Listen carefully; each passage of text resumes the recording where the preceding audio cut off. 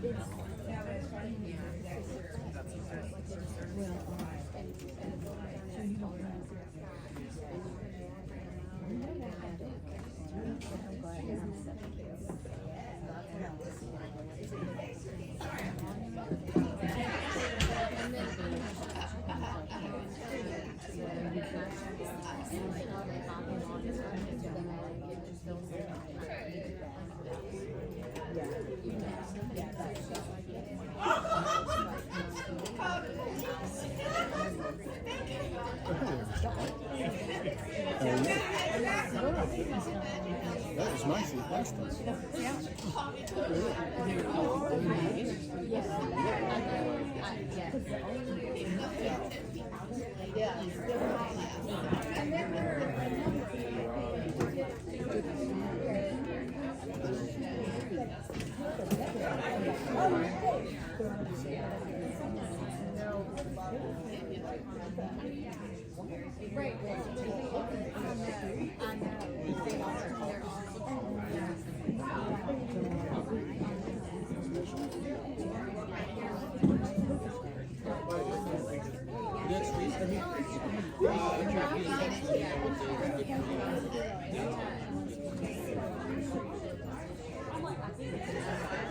Hello, sir.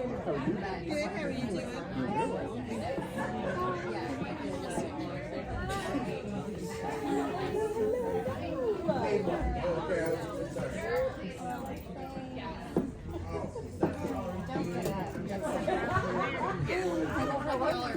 Hello?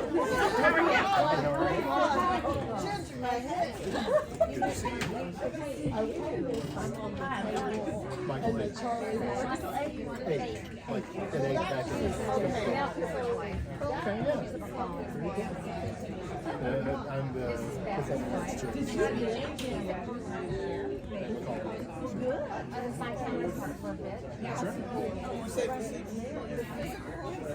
I'll sit here. She might be tired of me.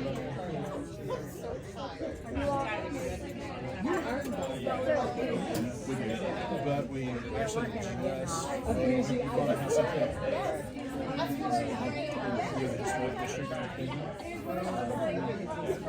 it's a pretty place. Setting up shop there.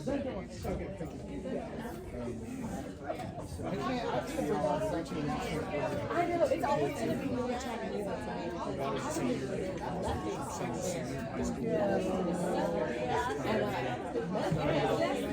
I like this place called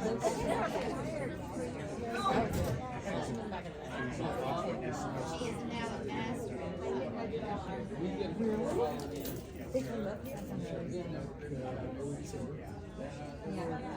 You brought him to the bougie party.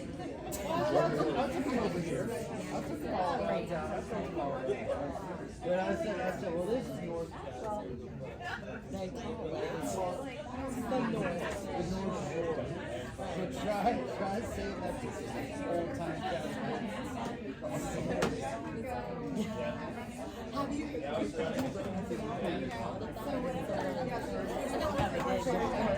I did my research before I moved. Oh, okay. I Okay. just get on it. So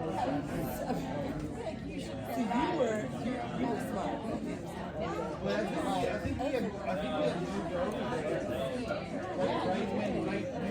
Right when that's what it became.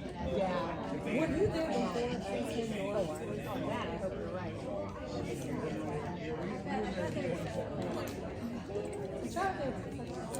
Well, yeah, probably. Was it probably?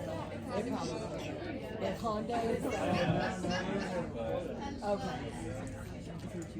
You know what I'm talking about. Yeah, all pretty sure. I mean, I don't know how much driving around you've done over there, like in some different neighborhoods. You know how it looks like they have like one of these things. Don't match up with any other. How we doing, Lee? All right, how are you, man? All right, good to see you. All right, what are you using here? Huh? What are we using here? Phone. iPhone and just a little cheap-ass Canon camera that I had at home. Yeah, I don't have anything really. I always had stuff where I worked for Wadle and then at GPS. Never bothered to buy anything. I did. Jack is modding CC. He told me the other day, for him, it's he's like, it's really pretty good. It's kind of like it, which is the same as anybody else having a huge farm in the city. A middle school is really pretty good. Yeah. But yeah, he is holding it so much. I don't see him nearly enough. The way that things work, I'm going to have him in a class And sometime soon. he loves Mr. Let's Go so much. Good. I do too. It's a good book. Yeah, it's wonderful. Thank you guys so much. And he went to Nathaniel Hendricks thing at Theater Quest last week. Yeah. He good. He did. Yeah, he liked that. He wants to do the elfing thing and all that kind of stuff. Beautiful. It's good to see you. Houses like that in California look like. I mean, I've only been to San Francisco. I didn't see it.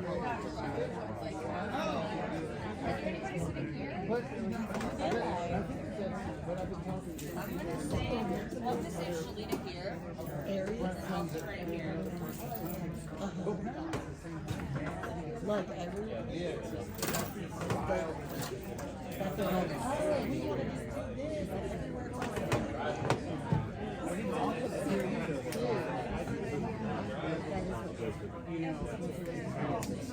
Someone's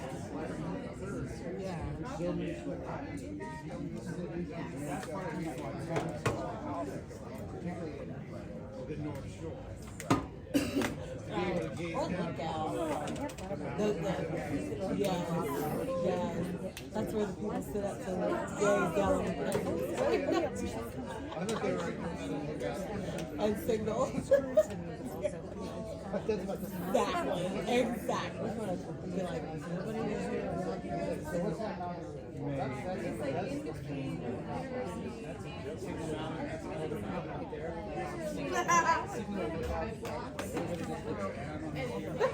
Here in the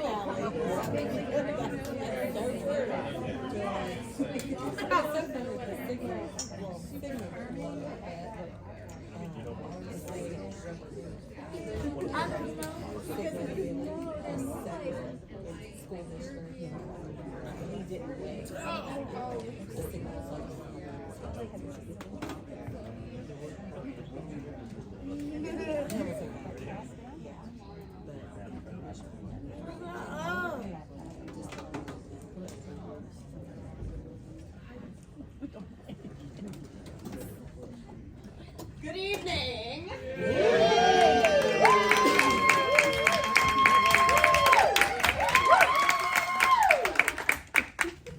Wow, all right. I can't live up to that. Thank you very much. Welcome to Barking Legs Theater, night 13 of our 22 nights of events celebrating 30 years of Barking Legs Theater. Yeah. How many of you have been here already for one event? How about multiple events? First timers? Welcome. Glad to have you. Welcome to Barking Legs. Welcome. Yes. Very exciting evening tonight. Tonight is the second performance in our New Works Incubator residency. We have a group of local artists who applied for residency here at Barking Legs and have been working on creating brand new local works of art addressing issues that are relevant to us in our community. Doesn't get much better than that, right? Yes. Made for us, by us. All right now. All right. We don't use that logo. Somebody else got that. Somebody else got that logo. We'll work on the brand. God. All right. So tonight we have two brand new works for you tonight. You're getting two performances for the price of one, and it's going to be an amazing treat. I'll introduce our first performance, We'll take a brief intermission and then transition into the second performance. And then after we're done, you'll have the opportunity, if you would like, to engage with the artists in a brief talk back Q&A session to give them some feedback about their work and ask them any questions you may have. These are works in process. They are not finished here. They will have life beyond our stage and in our community, and we're very excited to be able to be premiering them here in the Barking Lake space tonight. Big ups, big thanks to Artsfield and the Tennessee Arts Commission for helping us to support local artists in their new endeavors. And I'm very excited to announce that we have officially received funding through Artsfield for a second round of incubator. So be on the lookout for those calls in January. If you are interested, if you got something to do, something to show, look out, because this could be you on this stage come May of 2024.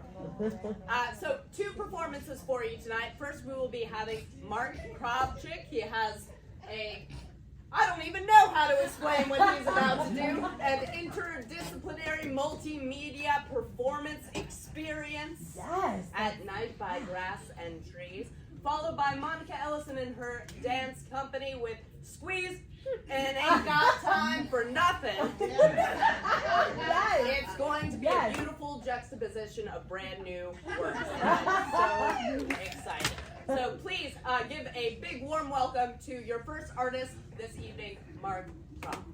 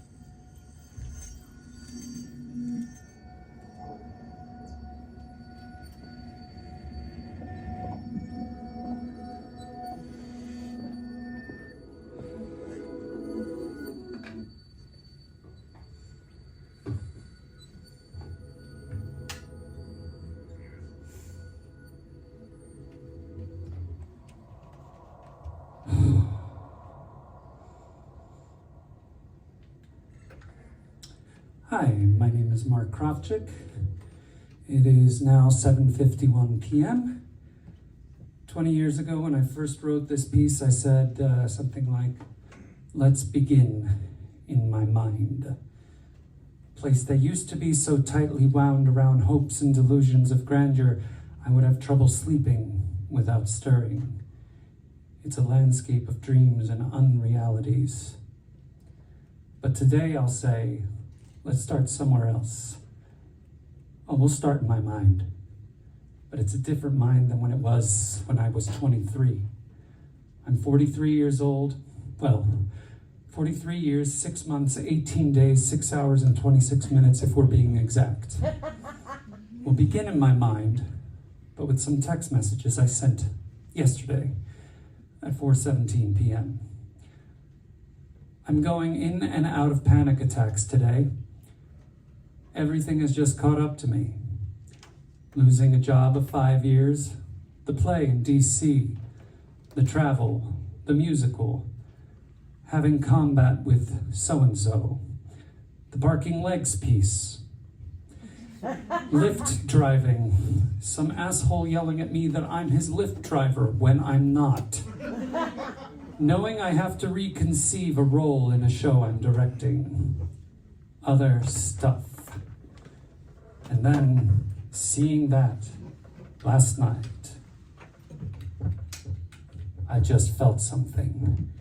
It was like the only image that came to mind was a branch falling off a dam built by beavers. But everything has just been rushing through me today. I'm not hysterical or anything, just lightheaded. At times, panicked, deeply panicked. But for no reason, telling myself to breathe.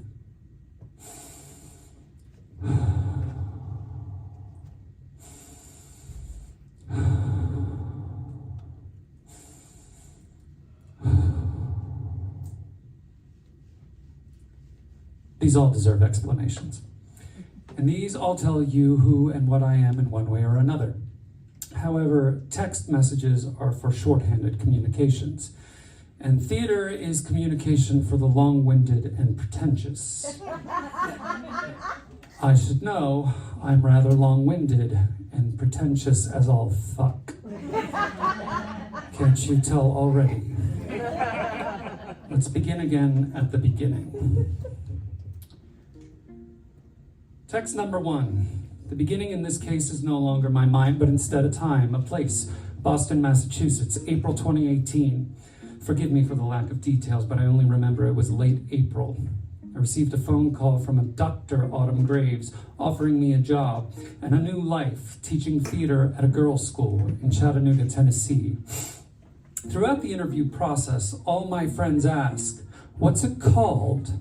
I answer, "Girls' Preparatory School." And they all respond the same way. "Yeah, but which one?" I say, "That is the name."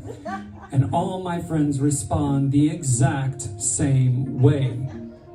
They trademarked that shit?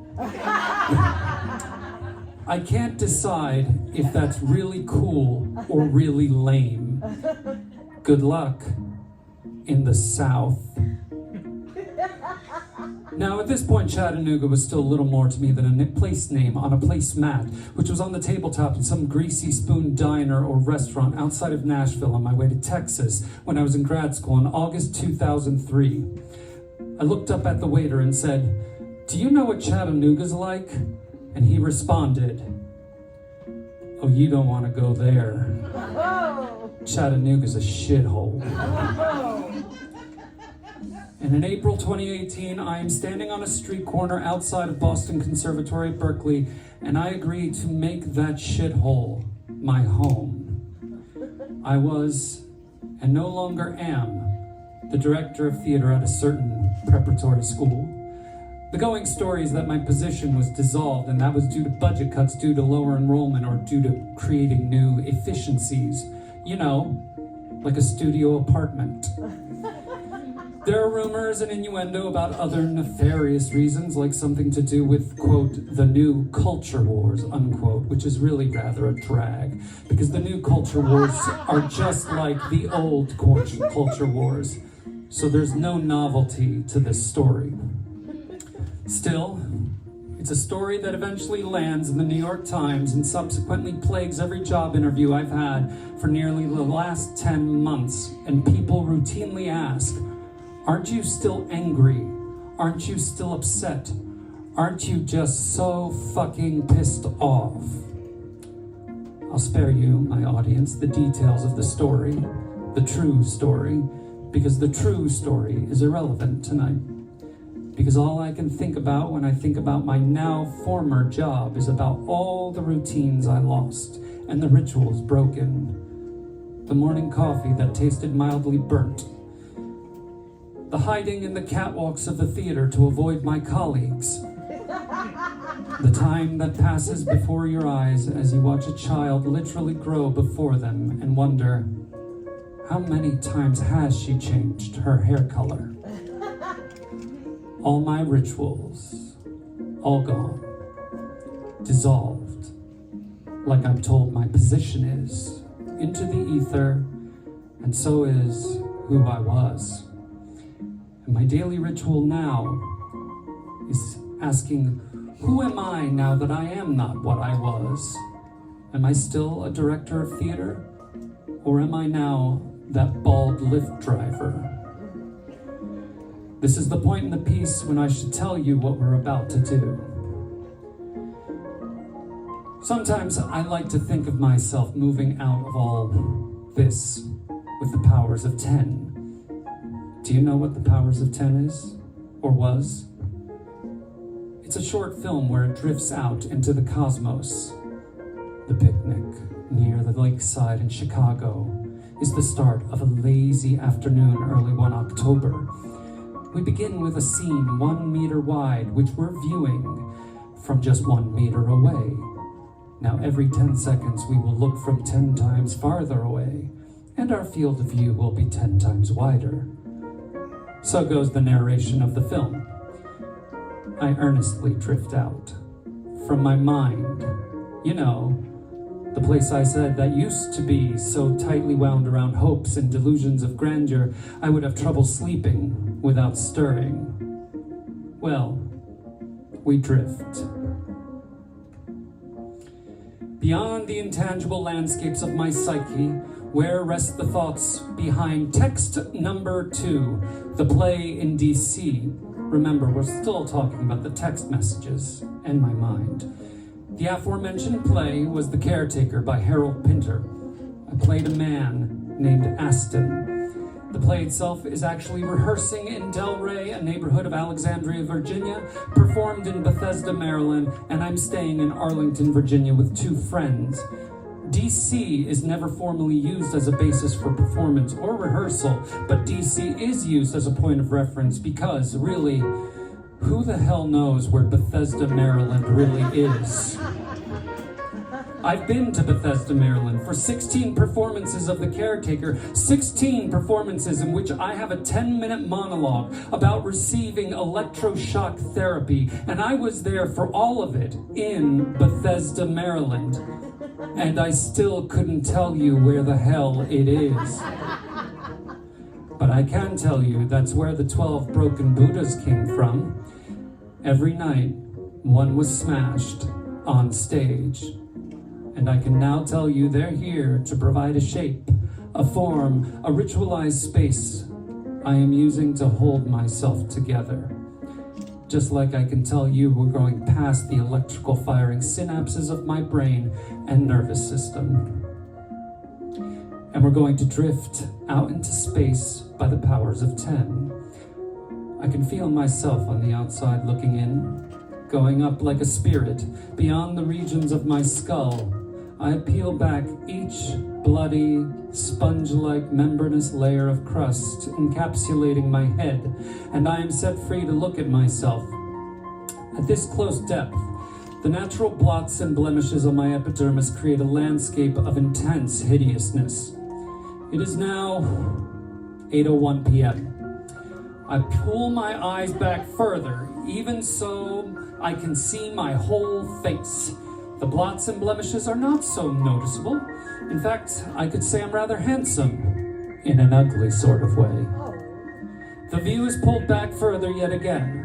Now I see myself in the frame of my bed, lying still as a cat in slumber, purring away with my occasionally rupturing snores. The room around me is slowly revealed as my spirit floats up from the living corpse, jumping through burning dreams of fire agnates beneath me.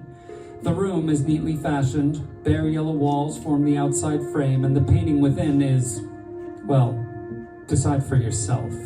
Soft yellow walls with white molding accents, a recessed ceiling, a framed picture of Tennessee made of purple irises, a shelf freshly undusted with a framed drawing of my dog, Jolene, and filled with unread books, except for a bookcase on another wall with a copy of Italo Calvino's If on a Winter's Night a Traveler, heavily marked up with my embarrassing notes from when I was 22, and wrote the original version of the piece you are watching right now.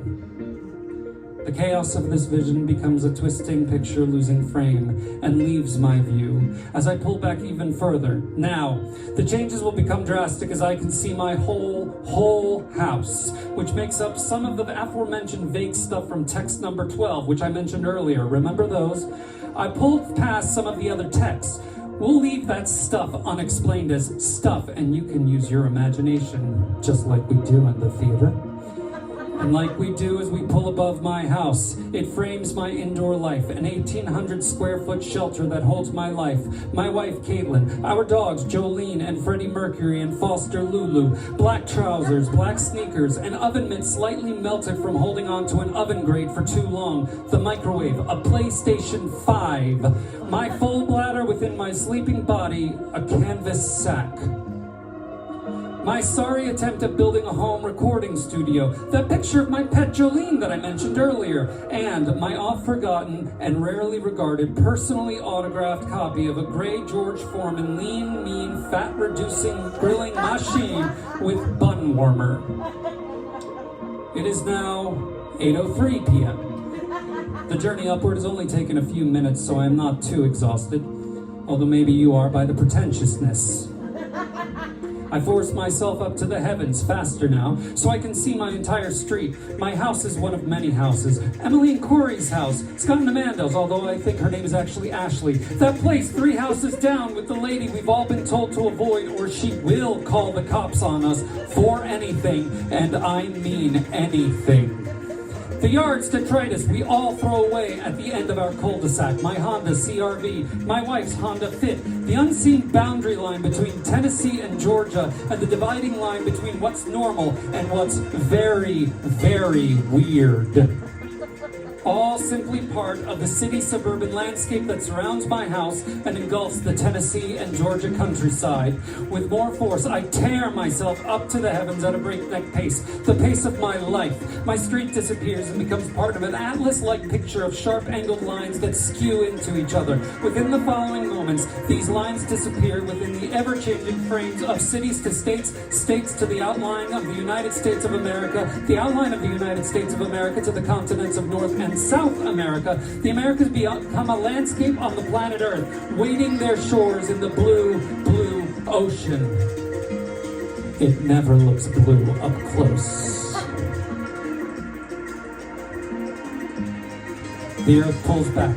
Each time I blink, it looks as if the Earth has been pulled back by another power of 10. I pass Mars, blink. Saturn, blink. Jupiter, blink. Uranus, blink. Neptune, blink, and the ice ball Pluto at which I stare.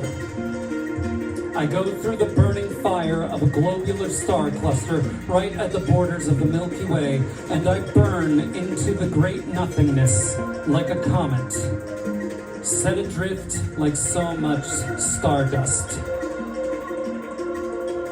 It is now 8:05 p.m.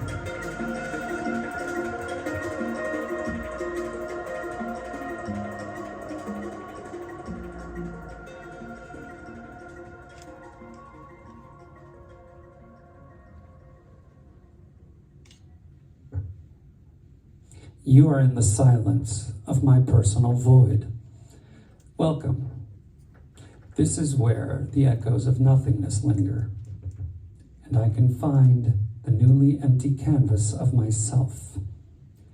In a sacred space of solitude, a profane place of selfishness, the blankness within and without, a cosmic palette of possibility, contours of hope, rock-hard abs of self-delusion. A strong core to believe that. A strong core to believe that living shouldn't be such a fucking chore to the soul. And this is where I'll leave you, with unresolved questions, unhad answers, nothing to grasp from this rhapsodic interloper. I will deconstruct this ritual. We will never have it again. But you will redraw in your memory again and again, trying to see the picture clearly for the first time. Again, saving yourself in this moment by saving your memory, even though it's lost in space.